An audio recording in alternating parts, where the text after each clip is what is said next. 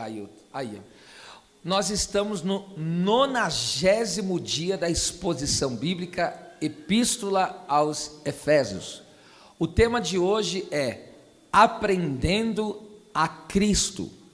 Efésios capítulo 4, o versículo é o de número 20.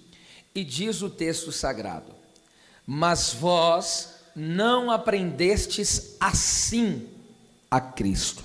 Obrigado, pode ocupar o assento.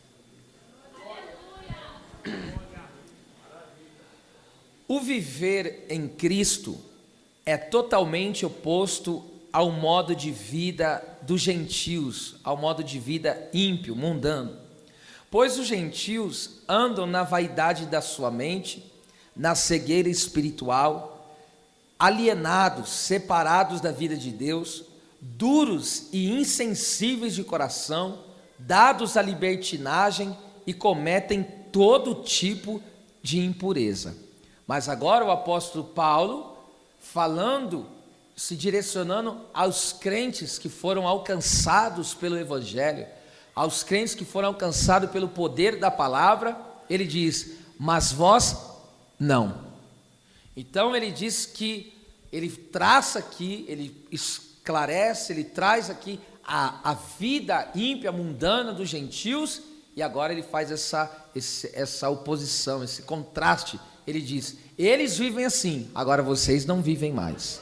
O estilo de vida deles é desta forma, mas a forma de vocês é outra. Essa palavra aqui, não, a palavra grega aqui é ur, que é uma partícula de negação absoluta, que significa nunca, jamais. Quando Cristo se manifestou em nós, porque o reino de Deus se manifesta dentro, né? Nós saímos da morte para a vida, das trevas para a luz, da vida profana para uma vida santa.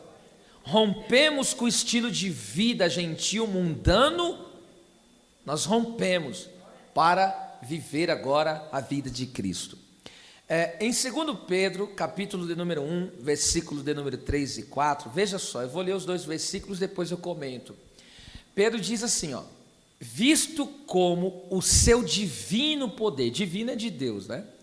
Nos deu, olha lá, nos deu tudo o que diz respeito à vida e à piedade, pelo conhecimento daquele que nos chamou por sua glória e virtude. Verso 4, pelas quais ele, Jesus, nos tem dado grandíssimas e preciosas promessas, para que por essas promessas fiqueis participantes da natureza divina. Então perceba, nós somos participantes da natureza divina.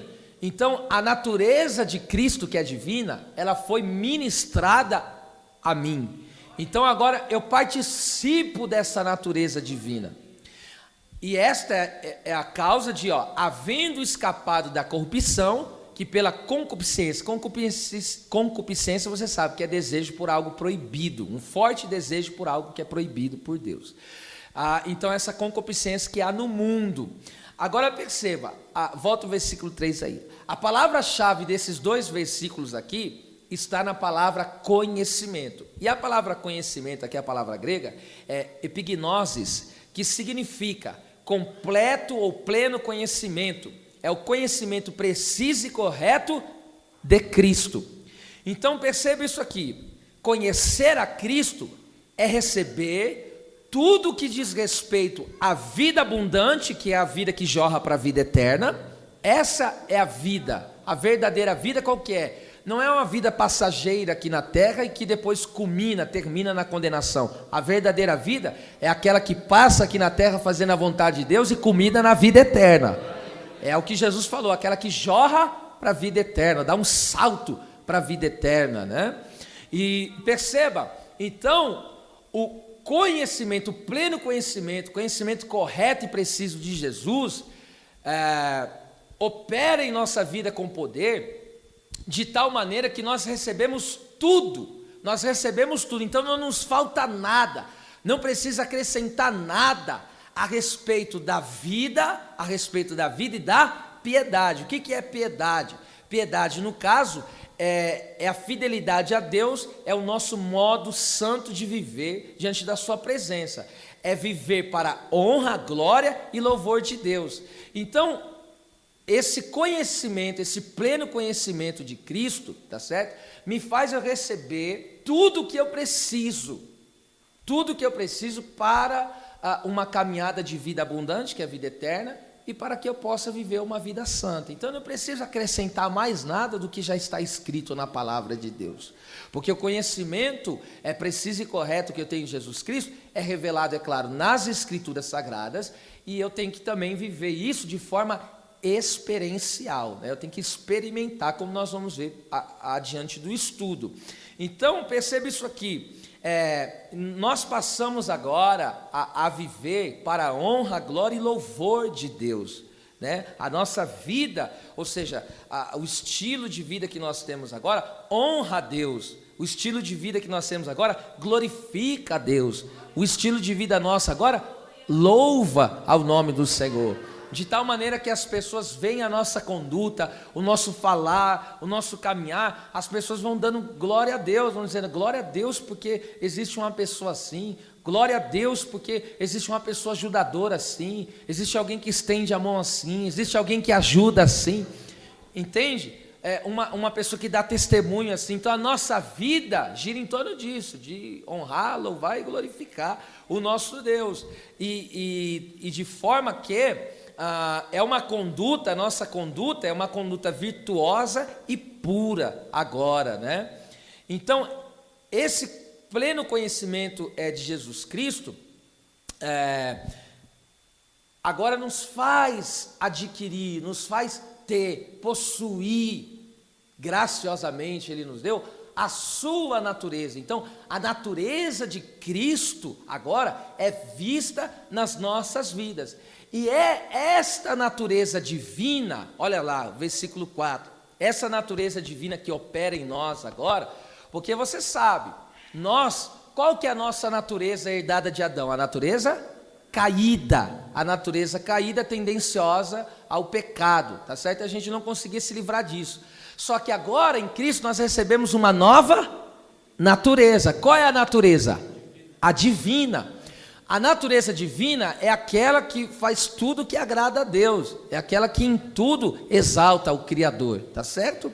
E essa natureza de Cristo, que é vista ali no momento da ressurreição, aleluia, essa vida maravilhosa, para nós, né, vista ali no momento da ressurreição.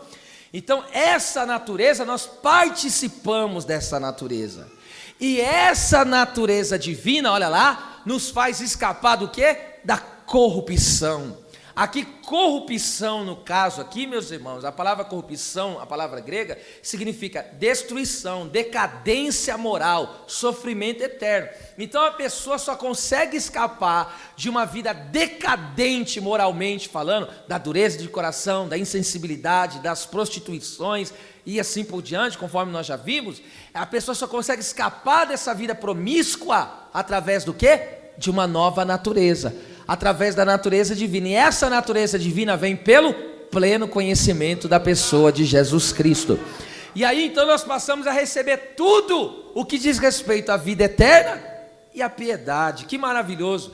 Então nós escapamos dessa vida corrupta que vai se degradando cada vez mais e terminará na morte eterna. E ainda mais, como diz aí, né, escapar da corrupção que pela concupiscência há no mundo. Então essa vida mundana, todas as pessoas que elas vivem de modo gentil, ela está numa decadência moral, e essa decadência moral, ela vai culminar na sua destruição total. E qual é a destruição total do ser humano? O inferno. Essa é a destruição total. Agora, eles vão degradando, e nós vamos o quê? Progredindo cada vez mais, tá? Conforme nós vamos ver também nesse estudo aqui. Então Paulo é enfático: mas vós não andam mais como os gentios. Então nós temos que entender isso. Nós não andamos mais como gentios. E por que não andamos mais como gentios? Porque a nossa natureza é divina. Nós recebemos, nós participamos dessa natureza divina. Então, por que nós não andamos mais como gentios? Porque nós não andamos mais na carne, nós não andamos agora no Espírito.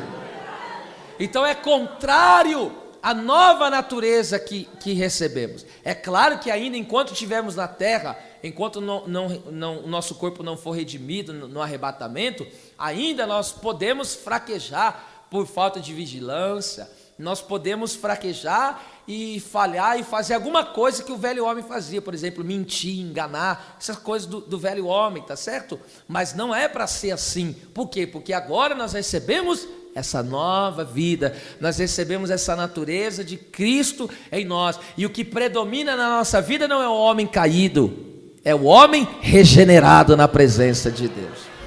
Então, mas vós não andamos mais como os gentios. Então não aprendestes assim com Cristo. A palavra aqui, aprendestes, a palavra grega é manthano, que significa aprender, crescer em conhecimento, aprender pelo uso e prática, não é só teoria, né? Colocar em prática, vir a entender, aprender por experiência. Então, não é simplesmente aprender sobre Cristo, seus ensinamentos, porque tem pessoas que sabem sobre Cristo. Por exemplo, uma pessoa que sabe sobre Cristo, mas não aprendeu a Cristo. É alguém que já ouviu falar, Jesus morreu pelos pecadores, ressuscitou, está no céu, mas ele não recebeu essa nova vida, ele só aprendeu sobre Cristo, mas ainda não experimentou viver em Cristo. Então aqui o que o apóstolo Paulo está dizendo, não é somente ter um conhecimento teórico das doutrinas de Cristo, dos ensinamentos que Cristo deixou, tá certo? De amar ao próximo, ser um bom pagador, e etc, etc. Aqui o que Jesus, aqui Paulo está nos ensinando, que é o quê? Que agora nós passamos a aprender a Cristo, não é só sobre Ele, é viver experiencialmente, é ter essa experiência de vivência com Cristo. Senão, vejamos, então não é simplesmente aprender sobre Cristo e seus ensinamentos, mas sim aprender a Cristo, e isto envolve uma experiência vívida e pessoal com Ele. A exemplo disso, eu vou citar aqui a questão de Salomão e a rainha de Sabá. Uma coisa é a rainha de Sabá ouvir falar da sabedoria que Deus deu para Salomão, outra coisa é ela beber daquela sabedoria, tá? São duas coisas totalmente distantes, porque a rainha de Sabá, ela estava a 2.000 quilômetros de distância de Jerusalém. Ela era a rainha do sul, do lado da África, da Arábia ali, tá certo? Era 2.000 quilômetros. 2.000 quilômetros para percorrer naquela época, hoje demora o quê? 2.000 quilômetros? Uns 4 dias, mais ou menos? 3 dias, né? Naquela época, que não tinha automóvel como tem hoje e tal, os recursos que tem hoje, demorava meses e meses e meses, acredita-se que é mais de 4 meses. Então, ela ouviu falar, e nós já vamos ler o texto aqui, ela ouviu falar da sabedoria que Deus havia dado para Salomão, porque o texto diz, em 1 Reis, que nós vamos já ler, o texto diz que ela ficou sabendo da fama de Salomão acerca do nome do Senhor. Então a rainha de Sabá não estava interessada em Salomão, mas naquilo que Deus fez da vida de Salomão. É diferente, tá certo? Porque a sabedoria que ele tinha não era dele, era de Deus. Então a sabedoria de Deus que operava nele, que agia nele, fazia com que as pessoas fossem atraídas ao próprio Deus, tá certo? Agora percebe isso aqui é a diferença. Então ela primeiro ouviu falar de Salomão, da sabedoria que Deus havia dado para ele, só que ela ouviu falar, e depois ela veio o quê? Experimentar. Ela saiu 2.000 quilômetros de distância só para ouvir o que Deus tinha dado para aquele homem. E naquela época, conforme eu já disse, era meses e meses e meses de caminhada. Hoje o que me espanta é pessoas que têm a pregação do evangelho do lado da casa e não saem para vir ouvir a pregação do evangelho. Uma mulher, aleluia, por ouvir, porque aqui é o tipo do evangelho que é pregado, tá? A vida de Salomão. Uma mulher ouviu a 2.000 quilômetros de distância e ela falou: eu quero e comprovar se realmente é tudo isso que estão dizendo. Vamos interagir no texto. 1 Reis, capítulo 10, do versículo 1 ao 7. Aqui, esse texto aqui, Salomão aqui no caso, é um tipo do reino de Cristo na terra, tá? O reino perfeito que se dará no reino milenar, é um tipo desse reino. Agora veja só, e ouvindo a rainha de Sabá, ou rainha do sul, a fama de Salomão acerca do nome do Senhor, veio prová-lo por enigmas. Então a primeira coisa que eu aprendo, nós vamos comentando verso por verso aqui, a primeira coisa que eu entendo aqui, veio prová-lo, Então o Salmos 34 verso 8, a Bíblia diz assim, provai e vede que o Senhor é bom e bem-aventurado e aqueles que depositaram a sua confiança nele. Então a felicidade está vinculada a confiar em Deus. Todo aquele que confia em Deus é feliz. Mas veja, ele diz, provai, prove, experimente, e você vai ver o quê? Que Deus é bom. Então, aprender de Cristo não é só uma teoria, é o quê? Provar dele, é ter essa experiência íntima. Agora perceba isso aqui, que coisa maravilhosa. Ouvir falar que o banquete está pronto não equivale a prová-lo. E isso da onde o pastor tirou isso? De Lucas capítulo 14, versículo 15 a 24. Lembra? Jesus pegou e contou a parábola da grande ceia e falou, o banquete está preparado. Então a mesa já estava pronta, porque ele falou, eu vim aqui trazer a salvação, mas o povo judeu ouviu falar que estava pronto, mas o que eles fizeram? Começou a se excusar, cada um começou a arrumar desculpa e não provaram. Eles ouviram falar, já está pronto, já está tudo preparado, mas eles não provaram. E aí a ordem foi essa, vai pelas ruas, valados, pega os necessitados, coxos, cegos, mancos, e força eles a entrar, para que a minha casa se encha. Então veja, existem pessoas que ouvem dizer que o banquete já está preparado, mas nunca provaram do banquete. A mesa já está posta, o banquete já foi preparado, Cristo já morreu na cruz do Calvário.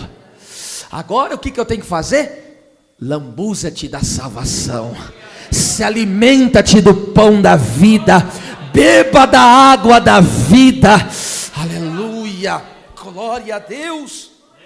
E quando nós provamos de Cristo, quando nós se alimentamos de Cristo, e como que hoje eu me alimento de Cristo? Ouvindo a sua palavra. Então quando eu me alimento do Evangelho, quando eu me alimento de Cristo, qual é a conclusão que eu vou chegar? Eu provei, e eu vi com meus próprios olhos, esse Deus é bom, esse Deus é bom.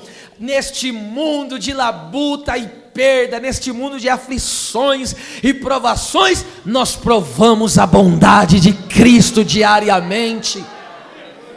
Deus falou comigo quando o homem de Deus pregava aqui terça-feira. Veja como Deus é bom. Eu pergunto para você, Deus me fez entrar na vida dele, e eu comecei a me perceber, Deus me livre, né? Mas eu estou dizendo, Deus me perguntou dizer, o que você daria para enxergar? Deus falou isso para mim, o que você daria para poder enxergar? Eu disse dentro de mim, eu daria tudo que eu tenho, daria tudo que eu tenho para poder enxergar. Você enxerga, você ouve, você fala, você anda. Provai e vede que esse Deus é bom. O que eu estou querendo dizer, Deus não cobrou nada de nós para isso, Ele nos deu isso gratuitamente, assim como a salvação é algo gratuito, e Deus não cobra nada de ninguém, porque o pior de tudo não é a visão física, o pior de tudo é não ter a visão espiritual, e essa visão só Deus pode nos dar. O ser humano está cego, e o que ele poderia dar, aleluia, por essa visão de Deus? É isso que eu estou querendo dizer. Ele tinha que dar tudo que ele tem, ou seja, dar a sua própria vida para Cristo, para poder enxergar. Isso é muito violento, gente. versículo 2 e 3, veja só. Então ela sai da sua casa, da sua região e vai lá provar. Isso é aprender de Cristo, não se esqueça aí o fio da meada. E veio a Jerusalém com muito grande exército, com camelos carregados de especiarias, muitíssimo ouro e pedras preciosas. E veio a Salomão e disse-lhe tudo quanto tinha no seu coração. Havia muitos questionamentos, havia muitas dúvidas a serem esclarecidas. Ela abriu-se diante de Salomão, do rei. Ó, verso 3. E Salomão lhe declarou todas as suas palavras, não ficou nenhuma dúvida, nenhuma coisa se escondeu ao rei que não lhe declarasse. Então veja, nada ficou oculto diante do rei, nada ficou escondido diante do rei, aleluia. Então aprender a Cristo, perceba, aprender a Cristo é ter os segredos do coração manifesto, é ter os segredos do coração revelado. Isso você pode ver também em 1 Coríntios capítulo 14, versículo 23 a 25, quando Paulo fala, quando a igreja se reúne para cultuar ao Senhor, e ali entra o indouto, o infiel, e ali alguém é usado para profetizar, para liberar a palavra de Deus, e a Bíblia diz que os desígnios, os segredos do coração desse homem vai ser revelado, e o que vai acontecer? Ele vai se prostrar, vai cair de joelhos e vai dizer, Deus está no meio desse povo, Deus está neste lugar. Então escute, na presença do nosso Deus, quando nós experimentamos a Cristo, nós passamos a aprender a Cristo, a nossa vida é desnudada diante dele, nada fica oculto diante da palavra do nosso Deus. É por isso que está escrito em Hebreus capítulo 4, versículo 12, a palavra de Deus é viva e eficaz, transmite vida e não falha. Ela é mais penetrante, não é penetrante, é mais penetrante do que qualquer espada de 2 fios, que penetra entre juntas e medula, vai na divisão da alma e do espírito, é apta para discernir os pensamentos e intenções do coração, de tal maneira que o texto diz, nenhuma criatura está oculta diante dos seus olhos, porque todas as coisas estão nuas e patentes diante daquele que temos que tratar. Então a palavra de Deus nos desnuda, porque muitas vezes nós chegamos aqui e ainda há coisas escondidas, ocultas no nosso coração, mas quando chega aqui, a palavra de Deus é pregada, nós contemplamos Cristo face a face, através do Evangelho, e quando nós contemplamos a Cristo, nós chegamos a esta conclusão, só Deus sabia disso, só Deus sabia dessa cicatriz, só Deus sabia dessa dor, só Deus sabia desse pecado, só Deus sabia dessa sujeira, mas Ele revelou o estado da minha vida, Ele é Deus, Ele é Senhor. Quantos podem levantar as mãos e adorar a esse Deus? Cana rachana calamácia. Aleluia. Tem coisas que você entrou aqui, você nunca dividiu com ninguém, você nunca falou para ninguém, você nunca revelou para ninguém, mas chegando aqui a palavra foi e revelou tudo, mostrou tudo. Aí você olhou e sentiu vergonha de si mesmo, aí você envergonhado diz, eu me rendo diante do Deus que revela todas as coisas. Glória a Deus. É como é semelhante àquele homem que estava com a mão mirrada, e o texto diz que ele estava escondido. Aí Jesus pegou e falou para ele, venha para o meio, venha para o meio. Jesus falou, estende a mão. Jesus não expôs a vergonha dele, aquela mão mirrada era uma vergonha. Quem é que quer mostrar uma mão mirrada? A mão mirrada dele era uma vergonha, mas Jesus não expôs a vergonha dele para humilhá-lo. Jesus expôs a vergonha dele para honrá-lo, porque Jesus mostrou, você estava com a mão mirrada, mas agora está com a mão curada, agora está com a mão reta. Então Jesus não expõe a nossa vida, está certo, para nos humilhar, pelo contrário, é para nos curar, é para nos sarar. Eu já perdi as contas de quantas vezes Deus expôs a minha vida aqui, ó, diante da palavra. Minha vida exposta. Eu falo, meu Deus, eu me senti envergonhado de estar praticando, de estar fazendo, de estar deixando de fazer. Eu não sei se você já se sentiu assim, inúmeras vezes, porque a palavra de Deus nos desnuda.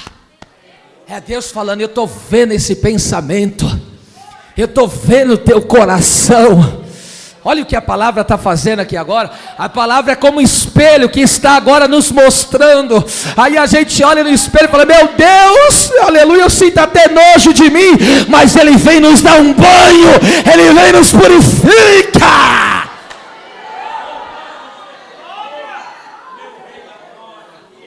Aí diante de tamanha grandeza, nós nos prostramos e adoramos o nome dEle. Agora veja, o resultado dos que aprendem a Cristo. Nós vamos ver aqui a partir do versículo 4, veja só, olha só o resultado daqueles que aprendem a Cristo, não é simplesmente aprender de Cristo, os seus ensinamentos, não, aprendem a Cristo, experimentam a vida dele, passam a beber da vida dele, tá certo?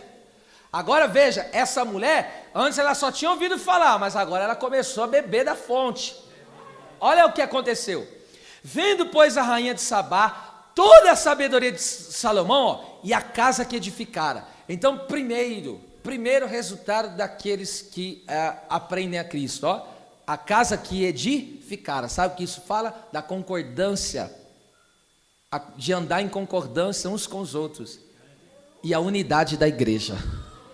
Tá certo? Isso aqui fala edificar. Deus não nos edificou como um templo, como o seu edifício. Nós somos pedras vivas. Somos pedras, mas fazemos parte de um só edifício. Tá? Então isso aqui fala, aqueles que aprendem a Cristo não vivem mais em desacordo, vivem na concordância e unidade da igreja. É um povo que se tornou unânime. É um povo que está unanimamente no mesmo propósito. O propósito de honrar a Deus, o propósito de glorificar a Deus, o propósito de buscar as almas perdidas, tá certo? A igreja é unânime. Verso 5, olha que coisa fantástica. Verso 5, ele diz aí a parte A do verso 5, e a comida da sua mesa. Então ela viu a comida da mesa. Essa comida aqui, isso fala tanto da ceia como também da comunhão dos irmãos. Ei, a mesa não é lugar de intrigas. A mesa é lugar onde Cristo é revelado. Quando é que os dois discípulos de Emaús conheceram Cristo? Na mesa. Quer conhecer alguém que teve uma vida transformada? Veja como ele se comporta na mesa. Veja como, se ele te chamou para almoçar, para jantar, para tomar café, e ele desceu a lenha na vida dos outros, Cristo não está sendo revelado nessa mesa, tá? Cristo é revelado na mesa. Qual que era a preocupação de Jó, quando os filhos dele se reuniam? Os filhos dele se reuniam na onde? Na mesa. E a preocupação dele é, será que meus filhos pecaram? E ele sacrificava, pedindo para Deus alcançar o coração dos filhos. Todo pai deveria fazer isso, pedir para Deus alcançar o coração dos filhos.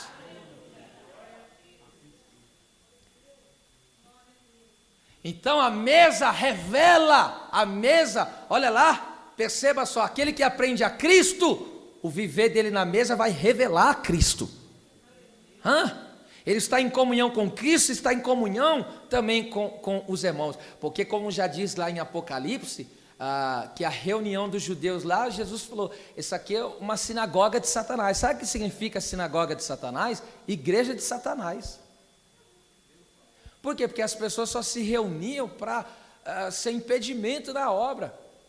Tá certo? Nunca permita que a tua casa vire uma sinagoga de Satanás.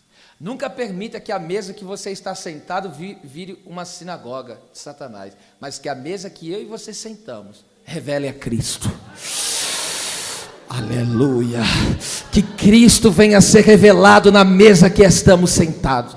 Coisa mais linda que tem é quando os irmãos se reúnem juntos para comer. É lindo demais. Por isso que o momento, o ápice da vida cristã é a Santa Ceia, é a mesa.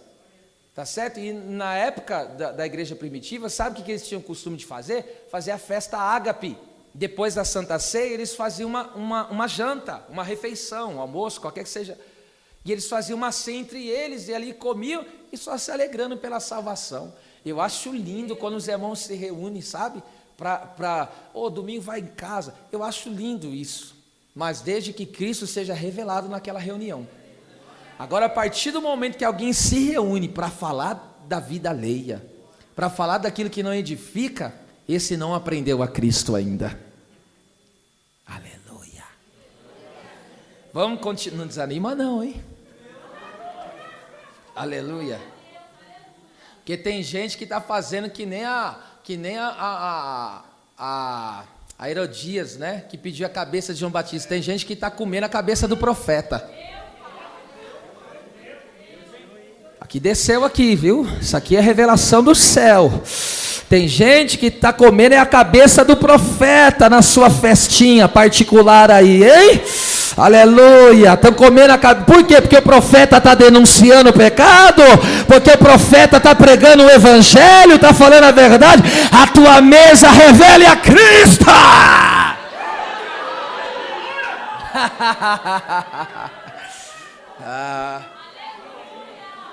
Isso aqui é revelação forte. Vamos lá? Então, aí ela está contemplando agora a comida, ela contempla a casa edificada, ela contempla comida na mesa, que é mais? O assentar de seus servos. Esse assentar de seus servos aqui, isto é, os ministros em posição. Os ministros que aprendem a Cristo, ou seja, os ministros que estão em oração, em jejum, buscando a palavra. Oh, glória, aos ministros. Sobrou para nós, hein, meus pastores? Aleluia. O ministro que aprende a Cristo está na oração, está no jejum, está na perseverança na palavra. Sobrou para nós agora. Aleluia. Como diz o ditado, né? O pau que bate em Chico bate em Francisco também, né? Que mais? E o estar dos seus criados. Aqui criados já está falando da questão aqui dos diáconos, né? E aqui estar aqui é serviço, ou seja, e também membros, tá? São os membros ocupados no serviço cristão. Porque membro não é membro só de banco, não. O membro tem que estar fazendo a obra social. O membro tem que estar evangelizando, buscando as almas. E o que mais? Buscando o crescimento da obra de Deus. Aqueles que aprendem a Cristo buscam o crescimento da obra de Deus, estão preocupados com a salvação das almas perdidas, aleluia, estão ocupados fazendo a obra social, fazendo como um dos que nós já ouvimos aqui nesta noite. Isso tem que ser normal. Se isso não acontecer, é anormal. Nós sermos tocados por Deus. Que negócio que esse? Você nunca foi tocado por Deus para ajudar alguém? Tem alguma coisa errada na sua vida. Se o teu coração nunca foi tocado por Deus para estender a mão, para ajudar, para socorrer financeiramente, enfim, de outras formas também. Ou seja, a igreja do Senhor que aprende a Cristo, ela está para servir, ela está para servir. Aí o que mais? Essa aqui também pega, hein? Olha lá. E as vestes deles, ou seja, a chegada do reino de Deus em nosso coração nos faz se vestir de modo santo e honesto. Quem diz que Deus não se preocupa com o jeito de vestir, está enganado. Tem gente que fala, a veste não diz nada. Lógico que diz o caráter. As vestes revelam o estado do nosso caráter. Porque tem gente que se veste sem compostura, indecorosamente, provocantemente, sensualmente. Você acha que Deus está sendo glorificado? Porque aí a pessoa passa na rua e você chama a atenção daquela pessoa, em vez de chamar a atenção para a obra de Deus na sua vida. Porque você pode ver um homem ou uma mulher de respeito, verdadeiramente, quando ela vê alguém bem vestido, irmão, ela sente até temor no coração. Ela louva a Deus pelaquela forma, aquela postura. Irmão, quando o reino de Deus alcança o nosso coração, até o nosso jeito de se vestir muda. Muda ou não muda? Ou nós se comportamos, se vestimos como mundano? Jamais. Jamais. Porque eu não sei com você, mas comigo o Espírito Santo fala. O Espírito Santo fala. Porque, entende? Quando você vai se vestir, irmão, você olha no espelho, o Espírito Santo fala que, entende? Às vezes fala, isso, ó, você apertou demais isso aí, hein? O Espírito Santo fala. Ele fala, tá certo? E aqui você pode ver que é uma coisa tão tremenda que você não precisa falar para ninguém, é o Espírito Santo que fala. Porque uma coisa é eu chegar para alguém e falar, ó, você tem que tirar isso aqui e arrancar. Só que ela não arrancou do coração. E aí o que vai acontecer? Eu gerei um hipócrita, né? Mas agora quando a palavra é pregada, o reino se manifesta no coração da pessoa, a pessoa mesmo vai tomar uma posição. Por quê? Porque ela aprendeu a Cristo, agora ela se veste para a glória de Deus. Pra cá nós, imagine se você no dia de amanhã me encontra aí andando na rua, de shorts e sem camisa. Pensa aí. E eu ainda pego você passando lá na avenida e falo, Pai do Senhor, irmão.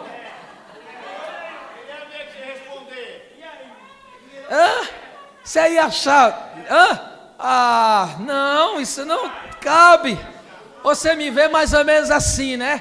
Que aí eu comecei a, ficar mais vaidoso e não sou nada contra, tá? Já estou explicando aqui que não tem nada a ver, vocês estão entendendo o que eu estou dizendo. Quem faz academia não sou nada contra e quem faz isso pelo bem da saúde e tal, pelo bem-estar, não tenho nada contra isso. Mas estou dizendo, já pensou você me ver, aí comecei, ficar fortinho e tal.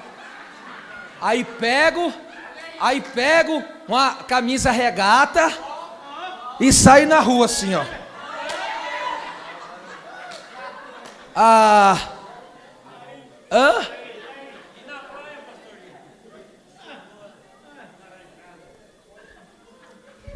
Deus muda a veste sim.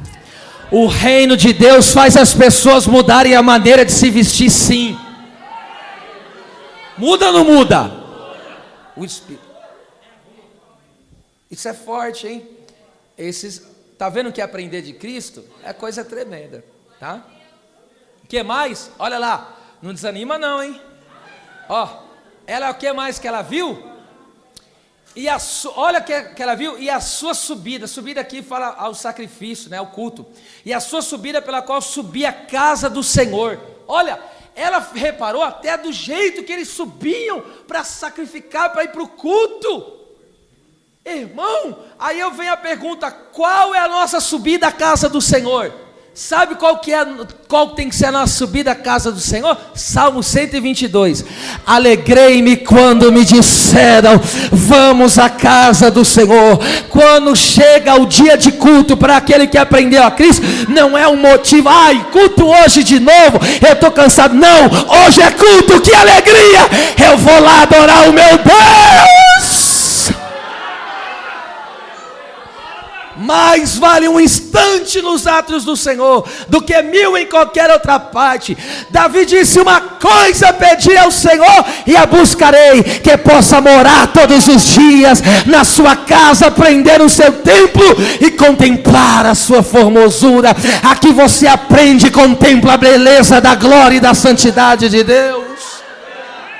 A nossa experiência em vir para a casa de Deus não é como aquela mulher encurvada, mas um dia vou lá, como que vem alguém aqui e bate cartão dizendo para o pastor me ver que eu estou lá. Não, aqui entra verdadeiros adoradores que adoram a Deus em espírito e em verdade.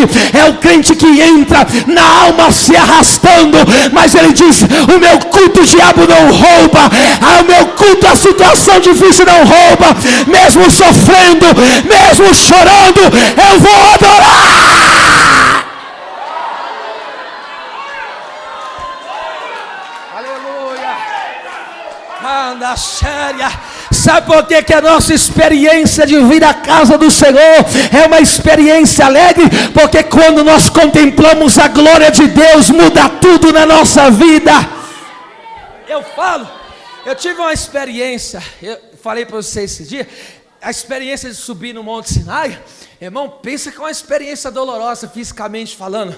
Dói a junta, dói os pés, dói o corpo, dói tudo. Ainda mais quem está sedentário. E aí o que acontece? Eu vi gente ficando para trás. Depois de horas a fio, mais de 4 horas subindo. Irmão, quando eu subi no pico do monte, a hora que eu caí de joelho, cadê a dor? Cadê o cansaço?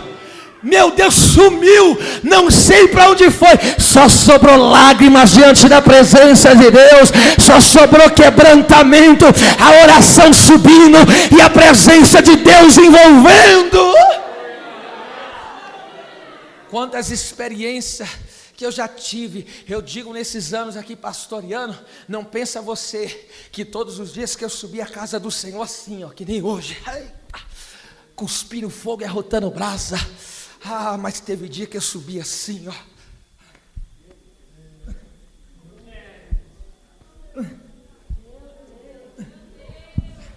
Aí, arrastando aí. Subi e aqui dei glória à vontade, dei louvor. Por dentro estava judiado, por dentro estava machucado, por dentro estava moído, mas a minha experiência de vir para a casa do meu Deus não é uma experiência triste, não é uma experiência de abatimento, é uma experiência feliz, é uma experiência alegre, porque eu sei que a qualquer momento Ele pode virar o meu cativeiro, a qualquer momento Ele pode mudar a história. Aleluia, glória a Deus, glória a Deus. Deus está usando a minha boca para dizer: o inimigo não vai roubar o teu prazer de estar no templo e adorar a Deus. Aqueles que aprendem a Cristo, a subida dele na casa do Senhor é uma subida alegre. Aí você se torna até uma incógnita para aqueles que conhecem o seu momento difícil e fala: meu Deus, mas como que ela continua indo para a igreja? Como que ele continua profetizando? Como que ele continua louvando? Como que ele continua honrando a casa? Como? Essa é a nossa subida. Agora diante, escute isso aqui, meu Deus, isso é forte. Agora diante de tamanha grandeza que ela contemplou, você sabe que Salomão aqui já disse, é um tipo de Cristo. Lembra que Jesus falou em Mateus 12:42? Porque a rainha de Sabá, ouvindo da sabedoria de Salomão, veio ter com ele. E Jesus pegou e falou assim: aqui está quem é maior do que Salomão. Ele é maior do que Salomão. Então escute, agora olha só o estado que essa mulher ficou diante de ver as pessoas que aprendem a Cristo. Porque agora Salomão, que é um tipo de Cristo aqui, ele está o quê? Manifestando a sua sabedoria. As pessoas estão experimentando, bebendo da sua sabedoria. E aí ela vê o viver daquelas pessoas. Olha o estado que ela ficou. Leia comigo, 3, 2, 1. Não houve mais espírito nela. Sabe o que é isso? O fôlego foi embora.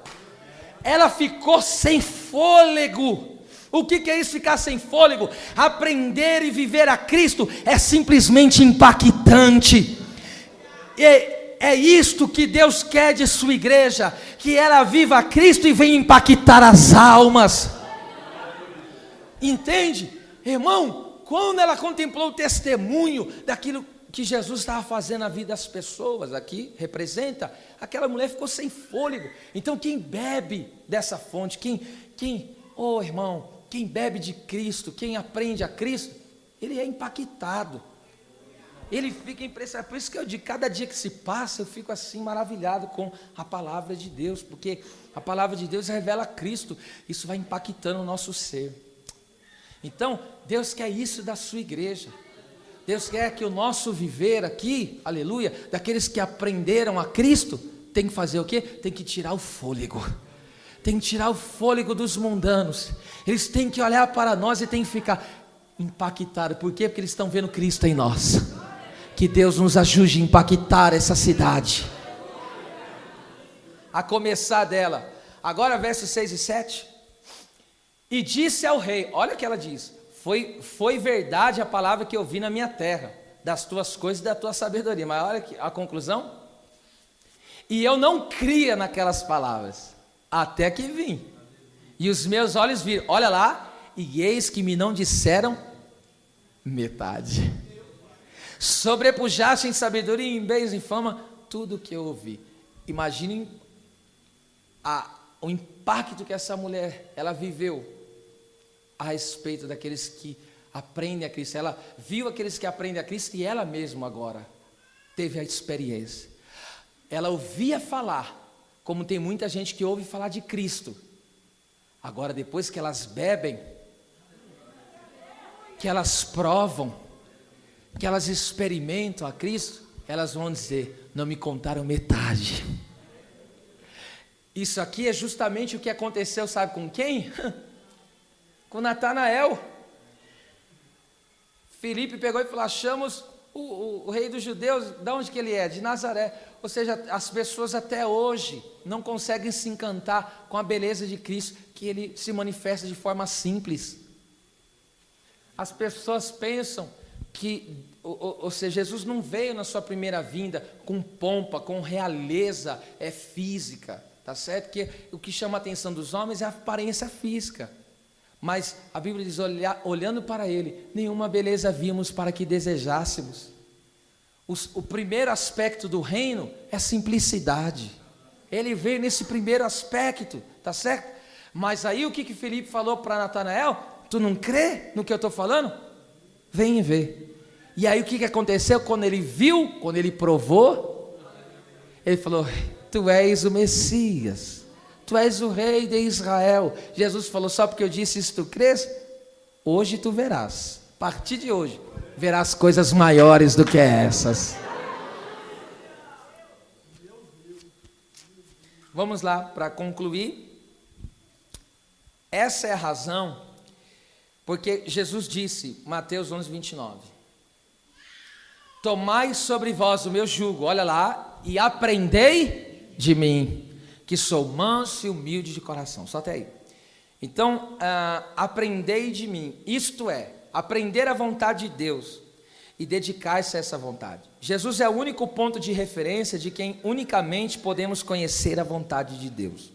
Cristo nos capacita a reconhecer e cumprir essa vontade divina. Nesse caso, aprender significa depositar a nossa fé em Jesus e segui-lo, seguir os seus passos. E através da obra do Espírito Santo em nós, poderemos reproduzir a vida de Cristo na terra. Tá certo?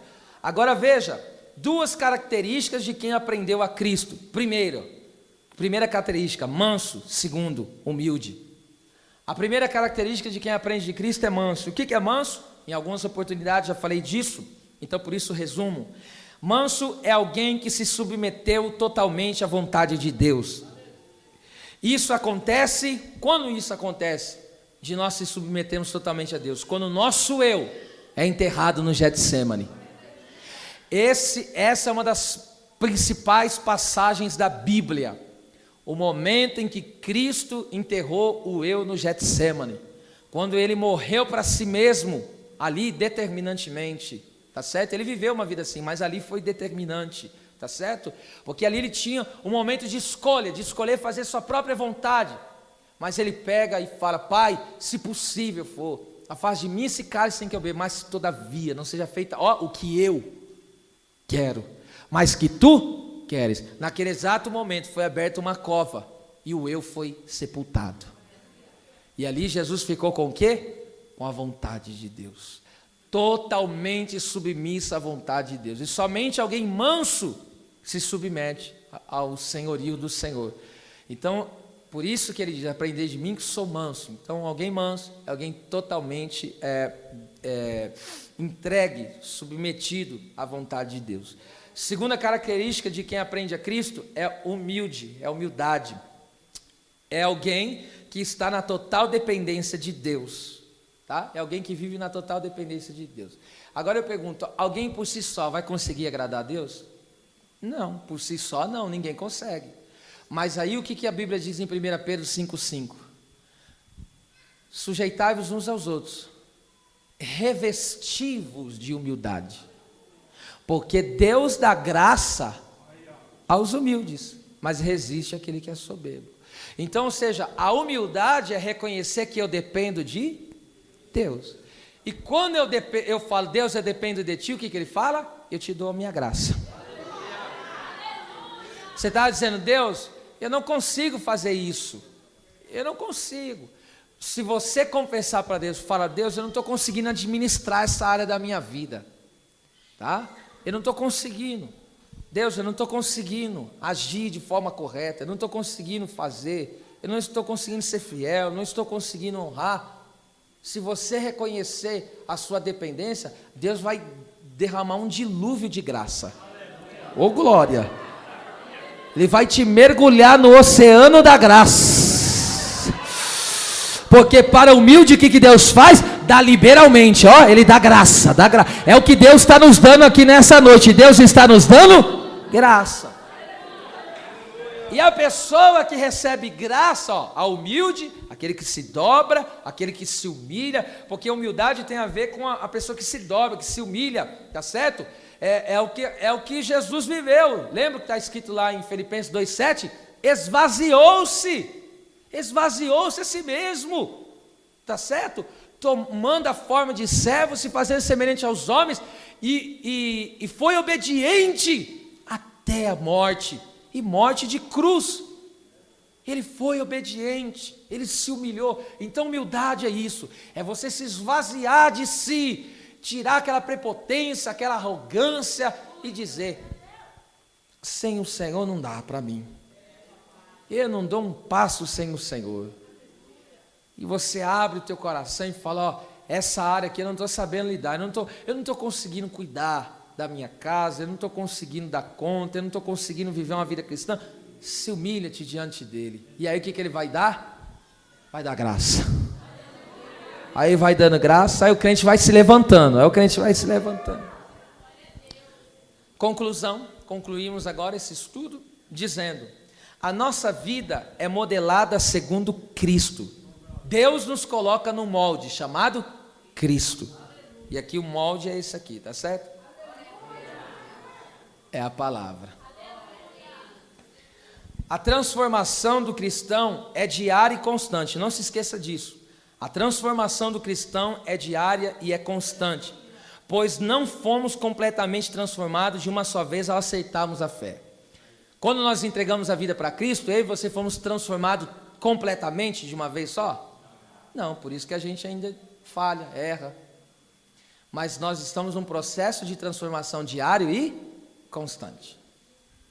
O progresso na aprendizagem varia de pessoa para pessoa, escute isso que é importante, de maneira que alguns deram um salto nesse aprendizado, enquanto outros estão a passos de tartaruga. Sim, varia de pessoa para pessoa. Existem pessoas que se entregam a Cristo e recebem tanta graça dele, que ele dá um salto nesse aprendizado. Aí você olha para ele, nem parece que ele tem tantos anos de fé, assim, de tanta maturidade que ele tem. Agora existem outros que estão há anos e anos e anos, mas o processo de transformação na vida dele é que nem uma tartaruga. Ele ainda, muitas vezes, continua a declinar. Ele caminha um tempo firme, daqui a pouco volta, toma umas cachaça, toma uma cervejinha de vez em quando tem aquela recaída, dá uma consultada no site pornográfico, de vez em quando o coração dele ainda cobiça, de vez em quando ainda ele tem inveja do próximo, não pode ver ninguém com uma coisa nova que já fica com o bico torto. Você já viu que existem pessoas que ficam tristes porque o outro conquistou? Isso é inveja.